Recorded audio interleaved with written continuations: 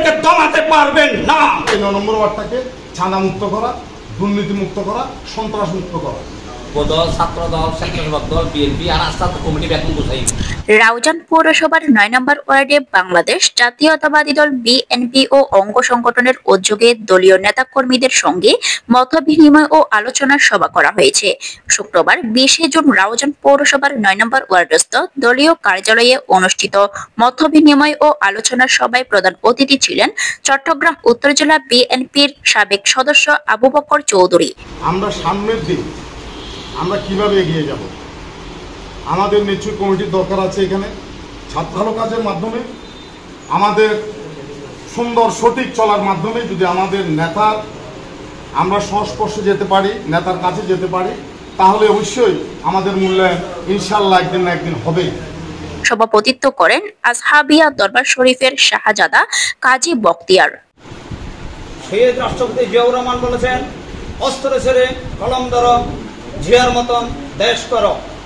আমরা কলম ধরবো, অস্ত্র ধরবো না। কোন সবার কাছে হাত জোর করে বলতেছি, আপনারা আওয়ামী লীগের সাথে আঘাত করে আমাদেরকে হুঙ্কার দিয়ে যদি মনে করেন আমাদেরকে দমাতে পারবেন, কখনো আমাদেরকে দমাতে পারবেন না। আমরা 17 বছরের মধ্যে আমরা দমে যাই নাই।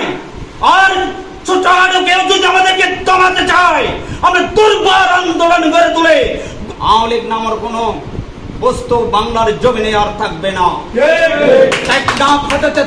উৎসাহ হতে পাথুরিয়া আবার শহীদ জিয়ার দল গর্জে উঠবে ইনশাল্লাহ। আমরা এই রাউজান থেকে গিয়াসউদ্দিন কাদের চৌধুরীকে আমরা এমপি বানিয়ে আমরা সংসদে পাঠিয়ে সেই দিন আমরা কান্ত হব, অতক্ষণ পর্যন্ত আমরা কান্ত হব না। রাউজান পৌরসভার 9 নম্বর ওয়ার্ড বিএনপির সাধারণ সম্পাদক মোহাম্মদ জসিম উদ্দিন চৌধুরীর সঞ্চালনায় বিশেষ অতিথি ছিলেন মোহাম্মদ ইলিয়াস চৌধুরী বাবু। বক্কর ভাইকে যদি আমরা আজকে কেউ তুলনা করতে চাই, দিক নির্দেশনা দিবে আমাদেরকে বক্কর ভাই। গিয়াসউদ্দিন কাদের চৌধুরী যেদিকে যাবে, বক্কর ভাইয়ের চশমা চোখে দিয়ে যাবে, তাহলে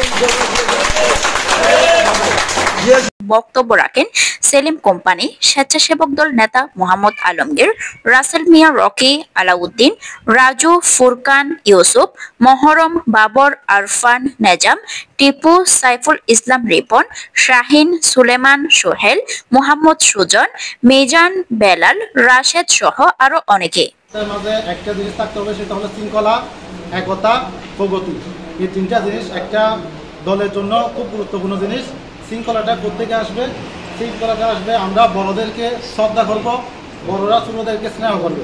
এই শ্রদ্ধা বা সন্ত্রাস মুক্ত, দুর্নীতি মুক্ত আমরা করবো ইনশাআল্লাহ।